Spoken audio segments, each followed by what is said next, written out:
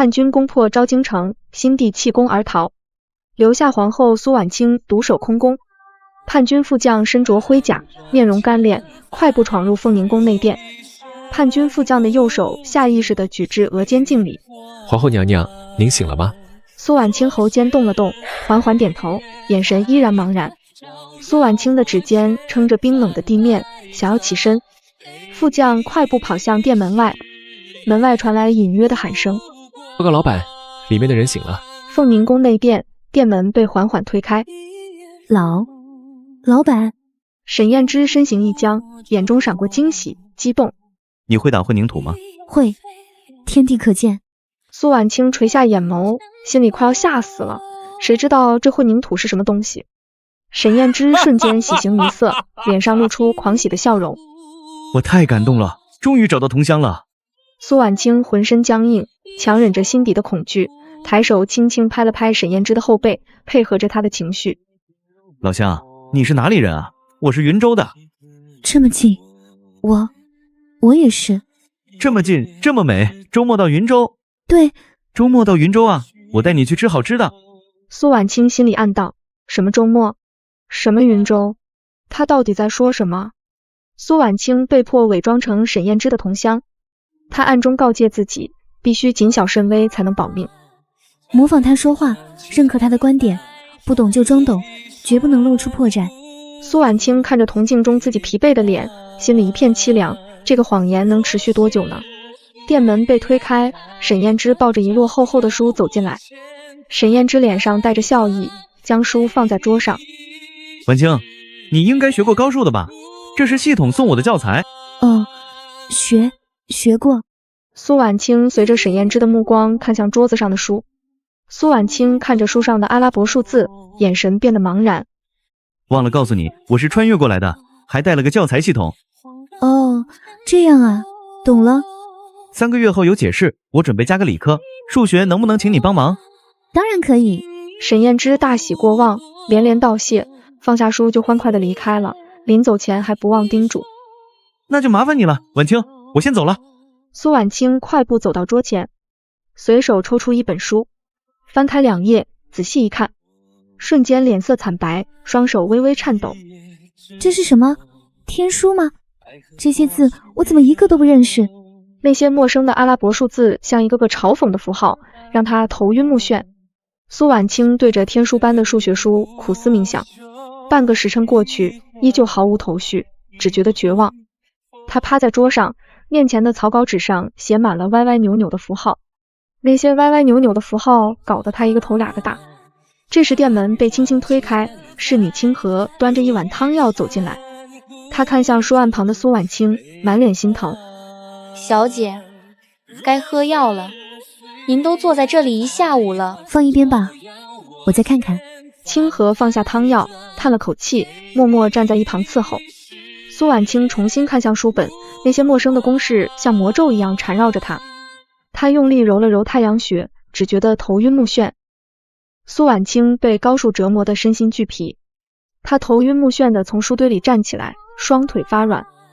摊牌吧，我装不下去了，我根本不懂什么高数。殿门被掀开，沈燕之掀着门帘走进来。搞数学搞得累死了吧？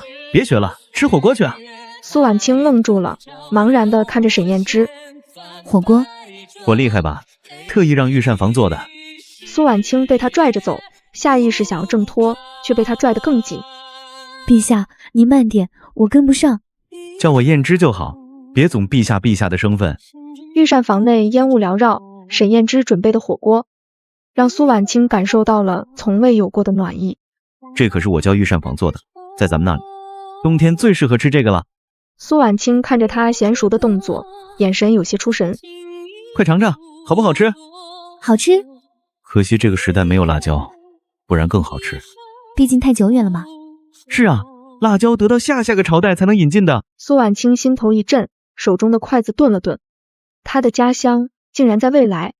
得知沈燕之来自未来，苏婉清下定决心学好数学，为了火锅，也为了能在他身边站稳脚跟。凤宁宫内，苏婉清将沈燕之送来的书按年级排好，从最基础的1至5的认识和加减法开始，认真翻看。清河端着点心走进来，看着苏婉清认真的模样，有些不解。小姐，您这是在看什么呀？这些字奇奇怪怪的。这叫阿拉伯数字，是燕之那个时代的文字，我必须学会。苏婉清仔细辨认着上面的数字，凭着平时算账的基础，很快就搞懂了进位加减法。原来也没有那么难，按照这个进度，5日之内我就能学完高中的内容，再也不会露出破绽了。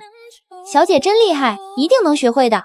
苏婉清点点头，又继续埋头看书，眼神专注。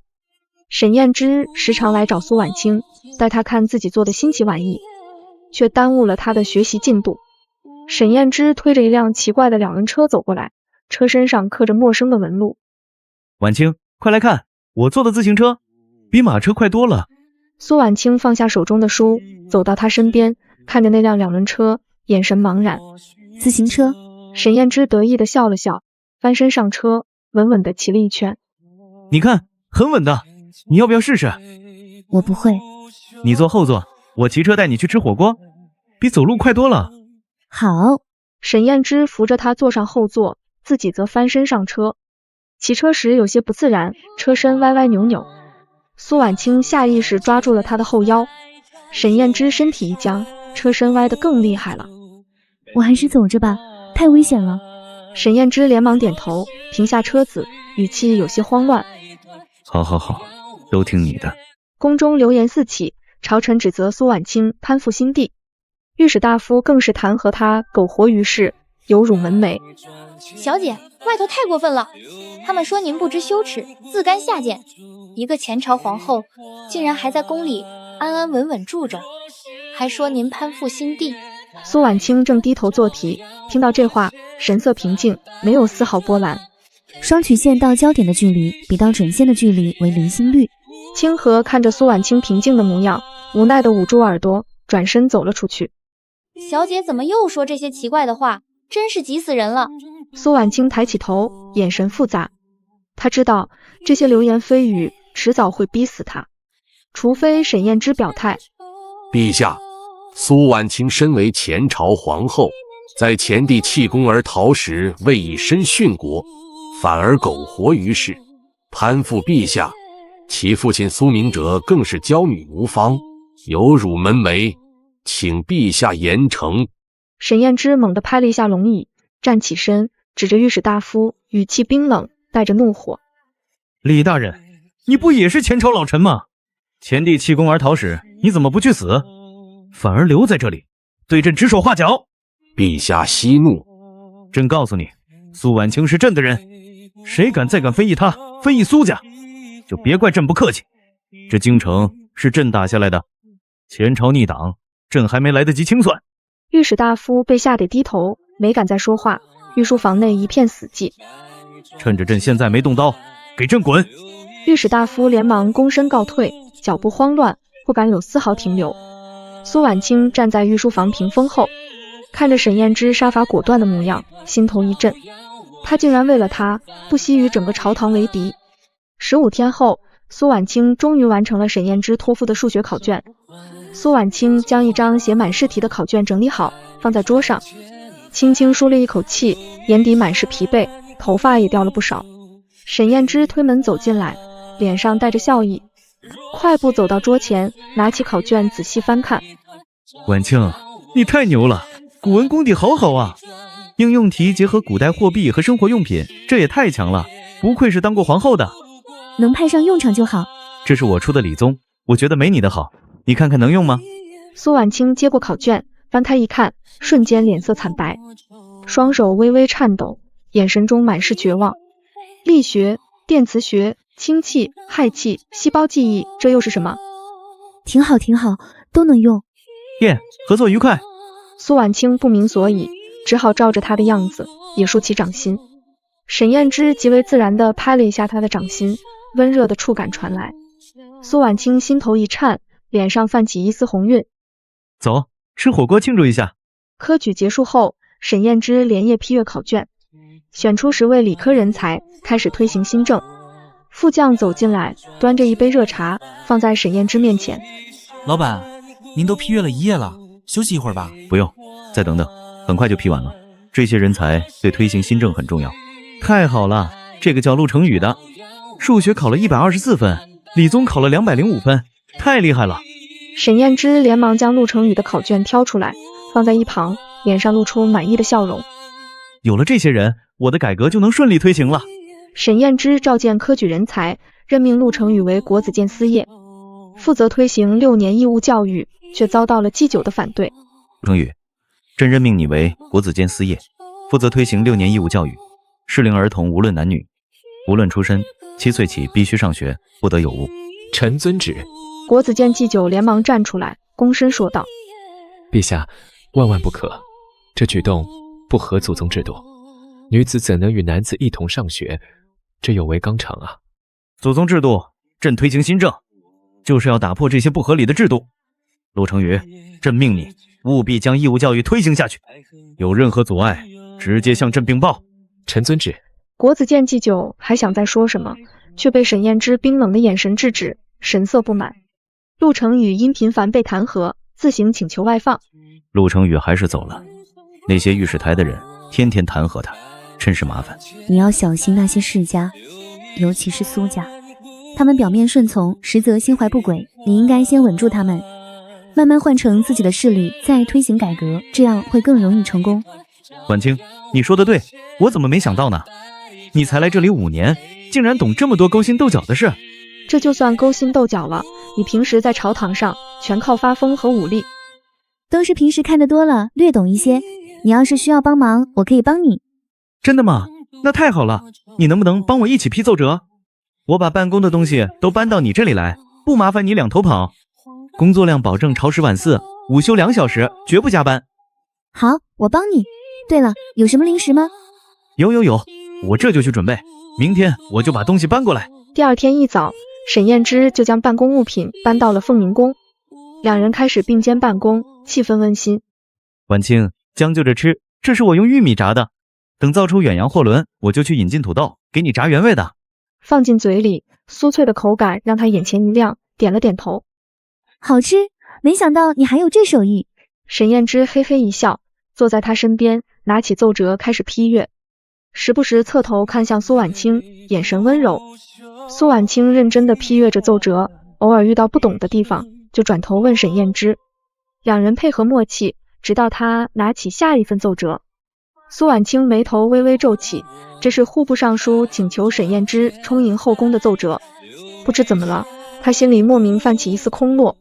苏婉清坐在桌前，看着桌上那20封请求充盈后宫的奏折，深吸一口气，拿起笔在奏折上批复：着礼部筹备选秀事宜，以安世家，稳定朝局。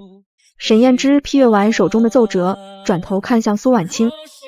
婉清，批完了吗？要不要休息一会儿？差不多了，那些请你充盈后宫的奏折我已经批复了。沈燕之脸上的笑容瞬间僵住，她猛地站起身，走到苏婉清面前。婉清，你说什么？你让礼部筹备选秀，你是让我娶他们？苏婉清愣住了，茫然地看着他。对啊，新皇登基，充盈后宫，平衡世家，朝局才能稳定，有什么不妥吗？沈燕之愣在原地，眼神复杂地看着苏婉清。漫长的沉默后，他才缓缓开口：没什么不妥，都听你的。皇上若没什么事，那妾身便退下去准备了。太阳透过窗户照射进来时，选秀就算是开始了。选秀当天，沈燕之看着眼前的7位贵女，茫然无措。盛装贵女依次站好，妆容精致，衣着华丽。沈燕之怀着大大的疑问和失落看着贵女们。宣大理寺少卿王淮安之女王若曦觐见。陛下。沈燕之微微后退一步，看着面前的人有点惊讶。婉清，他们是什么领域的人才？苏婉清一愣，随即有些好笑道：陛下，这是选秀，是选皇后和妃嫔，不是选人才。沈燕之眼神瞬间暗淡下来，她看着苏婉清，语气中带着一丝失望。我不需要这些，我只需要你。苏婉清愣神了一下，感觉不可思议。让他们都去偏殿候着，没有朕的允许，任何人不许进殿。遵命，陛下。内侍连忙躬身应道，带着7位贵女退了下去。贵女们面面相觑后，便随着公公退下了。太和殿内只剩下苏婉清和沈燕之两人，气氛尴尬而沉重。苏婉清低着头，心里满是后悔，她忘了自己的保命守则。沈燕之平退众人，向苏婉清抛出一连串问题。苏婉清知道自己的身份再也瞒不住了。婉清，我问你，奇变偶不变，下一句是什么？符号看象限。宫廷玉液酒是什么意思？你要喝？沈燕之看着苏婉清，眼中似乎已经了然。你爱我，我爱你，下一句是什么？好的。我再问你，婉清，云州的首府是哪里？苏婉清知道自己被识破了，心如死灰。云安府。沈燕之站在苏婉清对面，眼神从探究转为震惊。我的天哪，婉清，你不是我的同乡，可你竟然……陛下，臣女知错，臣女不愿被废，不愿生死，才装作与陛下同乡，骗了您半年，请陛下恕罪。恕罪？我为什么要恕罪？苏婉清被沈燕之扶起来。你竟然只用了3个月就学会了高等数学？苏婉清一脸茫然地看向激动的要跳起来的沈燕之。从零基础到高数，你是天才吗？陛下，您不生气？沈燕之不仅没有生气，反而对苏婉清充满了敬佩。我为什么要生气？我高兴还来不及。苏婉清脸上满是不解。你一个古代人，3个月就学会了高数，这简直是奇迹。婉清，我知道你不是我的同乡，你也不懂我所说的那些东西。苏婉清站在沈燕之对面，眼眶微红，悄悄松了口气。可我喜欢你，不是因为你是我的同乡，也不是因为你会数学，只是因为你是苏婉清。这么多天的相处，我感觉自己越来越离不开你了。陛下是什么意思？婉清，别叫我陛下，叫我燕之好不好？我想让你看看我所生活的世界，那个没有3妻4妾，只与心爱的人白头偕老的世界。我是前朝余孽，如今跟你同进同出，便已是害了你。而且我们本就不是一路人。你说了那么多，怎么不说说你自己到底有多喜欢我？我对你并无意。我不信，我会扫清所有你担心的点，这样你愿意答应我吗？燕之。沈燕之愣在原地，怒气瞬间被这一声燕之抚平。你是不是答应我了，婉清？我愿意陪你赌一把。沈燕之小心翼翼地拥抱起苏婉清。你等等我，一定会成功的。太和殿内，朝臣们整齐站立，神色恭敬。内侍拿着圣旨恭敬站着。沈燕之右手紧握龙椅扶手，心里微微有些紧张。朝臣们整齐站立在太和殿中央，神色恭敬，看向内侍。奉天承运，皇帝诏曰：苏轼晚清聪慧过人，才思敏捷，特册封其为发展改革部尚书，设于6部之外，掌新政推行，人才选拔之事，钦此。朝臣们瞬间哗然，纷纷交头接耳，神色震惊。没人想到沈燕之会破格册封一位前朝皇后为尚书。陛下，万万不可！小女养在深闺，见识短浅，实难担此重任，还请陛下收回成命。陛下，万万不可！朕意已决，无需多言。朕自登基之日起，就说过要推行新政，苏婉清有能力担任此职，谁若再敢反对，就是与朕为敌。朝臣们吓得纷纷低头，没人敢再说话。苏明哲看着沈燕之坚定的眼神，无奈地叹了口气。苏婉清站在朝堂上，身着官服，身姿挺拔，眼神坚定。从这一刻起，她不再是那个任人摆布的前朝皇后，而是能与沈燕之并肩作战的战友。沈燕之为了让朝臣信服苏婉清，在朝堂上举办考试。内侍们端着试题纸和桌椅走进来。诸位，今日举办朝堂考绩，试题由朕和内阁共同拟定，谁若能考得高分，朕重重有赏；若是考得太差，就说明你不配担任此职，自行请辞吧。朝臣们纷纷拿起笔开始答题，神色紧张。苏婉清坐在一旁，从容不迫的答题，下笔流畅。1个时辰后，考试结束，内侍们收起考卷。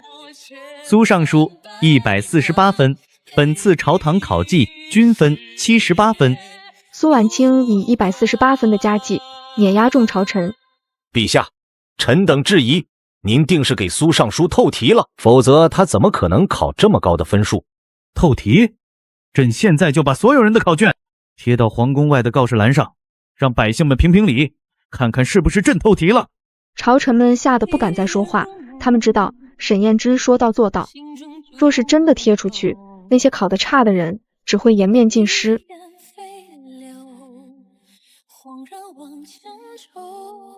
沈燕之将禁院空置的宫殿划给发展改革部，苏婉清带领9位官员开始推行新政。诸位，陛下推行新政就是要改变当下的现状，让百姓们的生活越来越好。我们首要推行的就是5天双休、4时辰工作制，加班必须给3倍工钱。几位官员面面相觑，无论是朝臣还是工匠，都要严格遵循。苏尚书，此举甚好，只是那些朝臣和世家恐怕不会同意，他们早已习惯了压榨工匠。不同意也得同意，有陛下撑腰，我们无需畏惧。清河，你将拟定好的制度分发到各个部门和工坊，严格执行。有任何反抗，及时向我禀报。是，小姐。清河自从读了高中思想政治后，彻底改变了想法，主张男女平等。如今他深受苏婉清的器重，双休制度推行遭到了丞相和御史台的反对。陛下，5天双休制度实在不合常理，朝臣们还有政务要处理，工匠们也有活要干，若是双休，会耽误很多事啊。御史大夫连忙附和：陛下，丞相所言极是，还请陛下收回成命，废除双休制度。沈燕之坐在龙椅上，看向苏婉清。苏婉清站起身，语气平静：陛下，丞相、御史大夫所言差矣，朝臣和工匠也需要休息，只有休息好了，才能更好的处理政务干活。而且我们推行3倍加班工资，若有紧急事务也可安排加班，并不会耽误事。丞相面色铁青，紧抿双唇，显然对苏婉清的言论不满。沈燕之微微颔首，眼神中充满了信任。婉清说的对，双休制度必须推行，谁若再敢反对，就自行请辞。丞相无奈地叹了口气，只好退到一旁，不再言语。丞相和御史台也只能妥协。双休制度顺利推行，百姓和工匠们欢呼雀跃。新政策推行虽说遇到层层阻碍，但好歹是成功了。沿路的百姓纷纷称赞沈燕之和苏婉清，新政策得到了百姓的极大拥护，也算是为以后的政策推行打下基础了。3年光阴弹指过，新政变形大招，山河换新，烽火却暗生于边境。苏婉清和沈燕之并肩缓步走在街头，指尖相扣，掌心的温度彼此传递。婉清，你看，火车通了，从京城到云安府不过半日路程，街边的电灯入夜变亮，照得整条街跟白昼似的。百姓们有活干，有饭吃，再也不用忍饥挨饿，这都是我们一起做到的。是我们一起拼出来的。若不是你当初愿意信我这个前朝皇后，给我机会站在你身边，我终究只是个被家族当作棋子，任人摆布的深宫妇人，永远见不到这样的天地。你从来都不是任人摆布的人，你的聪慧，你的坚韧，从来都不输任何人。你是我的战友，是陪我一起改旧制、开新局的人，更是我想携手共度一生的人。等边境安稳，天下太平，我便废了那选秀的旧制，后宫之中只立你一人为后，此生此世唯你一人。苏婉清眼眶倏地微热，鼻尖发酸，心底翻涌着暖意。这时，一名内侍跌跌撞撞地飞奔而来。陛下，苏尚书急报，兵部600里加急急报，北狄大军突然集结边境，来势汹汹，领头的竟然是前帝林景渊，他已带着北狄兵攻破边境3城，如今大军直逼雁门关，再往前就是昭京城的腹地了。北将即刻去兵部，婉清，你留在这里坐镇皇宫，稳住朝局，安抚京中百姓，莫要让流言四起。我跟你一起去。新政推行3年，6部的情况我比谁都熟悉，粮草调配、军备统筹我都能帮你协调。此刻你身边少不得人手，我不能留在宫里。好，一起去。沈燕之与苏婉清不再迟疑，快步朝着街口的皇家马车走去。车帘落下，马车朝着兵部疾驰而去。兵部衙内愁云密布，边境急报如巨石压心，众将无措，气氛已经凝重到了极点，连呼吸声都显得格外清晰。参见陛下，参见苏尚书。说详细情况。陛下，据边境一族回报，林景渊逃至关外后，竟勾结了北狄可汗，2人联手，林景渊以大昭前朝皇帝的身份蛊惑边境旧部，北狄可汗则派出3万精锐骑兵、2万步兵，两军合兵一处，装备了北狄的弯刀、硬弓，还有草原的铁骑，战斗力极强。我边境守军只有1万余人，猝不及防之下，连失3城，如今只能退守雁门关，凭借天险死守。可雁门关的守军连日奋战，伤亡惨重，粮草也所剩无几。若是再无援军，雁门关撑不了几日。一旦雁门关破，北狄大军便可长驱直入，直逼昭京城啊！沈彦之迈步走到疆域图前，目光如炬，落在地图上雁门关的位置，指尖重重点在那处。陛下，雁门关地势险要，2山加1谷，易守难攻，这是我们最大的优势。只要援军及时赶到，守住雁门关并非难事。当下之计，第一，派2万精锐骑兵星夜驰援；第二，传令京郊攻防，全攻防连夜赶制火炮箭矢；第三，令户部尚书即刻协调粮草，从云安府调运粮食，3日之内必能运抵雁门关，确保守军粮草无虞。苏婉清的话条理清晰，句句切中要害，众将领看向苏婉清的目光中也多了几分敬佩。就按婉清说的办，传朕旨意，副将，你亲率2万精锐骑兵，即刻出发，星夜驰援雁门关，务必死守3日，待后续粮草与火炮抵达，不得有丝毫懈怠。若雁门关丢了，提头来见。末将遵旨，定死守雁门关，不负陛下所托。户部侍郎即刻回衙，传朕旨意给户部尚书，令其统筹全国粮草，重点从云安府调运，不惜一切代价，3日之内务必将粮草运抵雁门关。若粮草延误，以贻误军机论处。臣遵旨。工部尚书即刻前往京郊攻防，传令所有工匠连夜赶制火炮、箭矢，越多越好，越快越好。明日晌午之前，第一批火炮务必装车运往雁门关，攻防所需物资全朝全力配合，不得有半分推诿。臣遵旨。众将各司其职，严守岗位，随时听候调令，不得有误。臣遵旨。众臣纷纷转身，快步去执行命令。原本拥挤的正堂，只剩下沈彦之与苏婉清2人。堂内的烛火依旧摇曳，却少了几分之前的压抑。婉清，这次战事凶险，林景渊恨我夺了他的江山，恨你站在我身边，必定会不择手段，无所不用其极。京中之事繁杂，你去雁门关一定要万事小心，保护好自己，莫要让我担心。我会的，你守好荆州，守好我们的新政，守好这满城的百姓，等我回来。你答应我的，要嫁我为妻，要陪我一起看昭京城越来越好，看着大昭山河万里，国泰民安，你不能食言。堂外的风穿过窗棂，吹动烛火，却吹不散2人眼中的坚定。苏婉清亲赴攻防，督造火炮；沈彦之坐镇皇宫，统筹全局。苏尚书，炮身已成，引信还需1日。硫磺消时，可制简易引信印集，立刻制作。是，苏尚书。苏婉清留在宫房，一边盯着引信制作，一边核对火炮数量，一边督促工匠加急。一夜未眠，眼底布满红血丝，却依旧眼神专注。次日清晨，10门火炮制作完成。苏婉清亲自验货，确认无误后，让人装车送往雁门关。副将驰援雁门关，林景渊猛攻，守军陷入困境。守军将士们手持兵器，神色疲惫，却依旧身姿挺拔。城上的人听着，速速打开城门，归顺于我。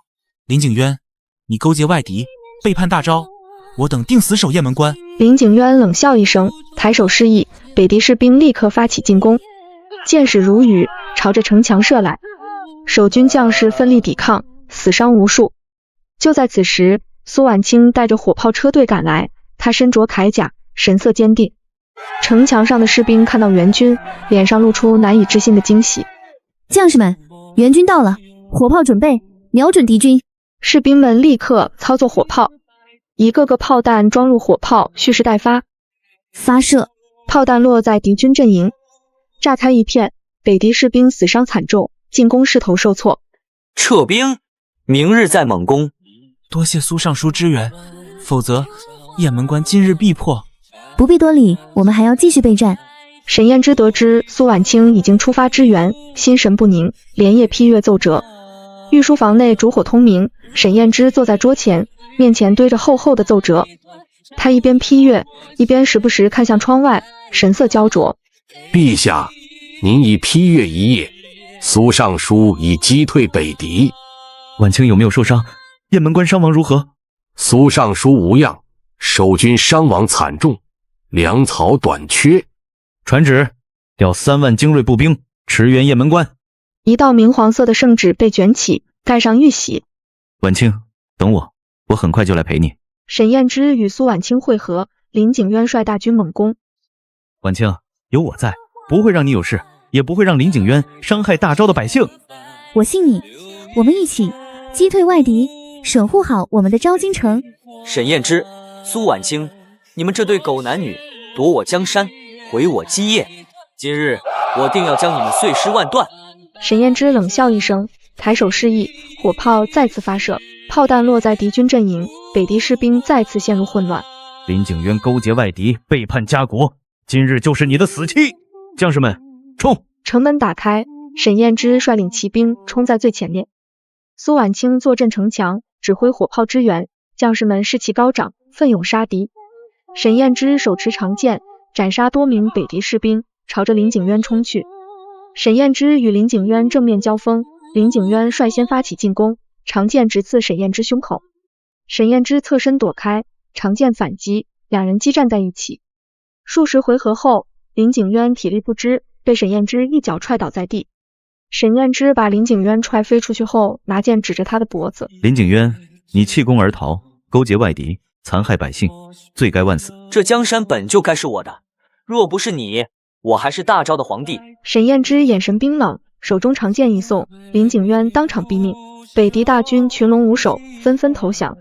苏婉清从城墙上走下来，快步走到沈燕之身边。燕之，你有没有受伤？我没事，婉清，我们赢了，边境安稳了，大昭安稳了。将士们欢呼雀跃，声音响彻雁门关，阳光洒在战场上，驱散了战火的阴霾。战乱平息，沈燕之与苏婉清班师回朝。林景渊勾结外敌，已被斩杀，边境恢复安稳。从今日起，朕废除选秀旧制，废除男女尊卑之规，继续推行新政，让百姓安居乐业，让大昭国泰民安。陛下圣明，臣定当辅佐陛下推行新政，不负陛下所托，不负百姓所望。陛下圣明，百姓夹道欢迎，大昭朝进入盛世。夜色渐深，凤鸣宫内灯火温馨，岁月静好。婉清，谢谢你陪我走过最难的日子，陪我一起改变这个世界。该说谢谢的是我，是你给了我新生，给了我一个不一样的人生。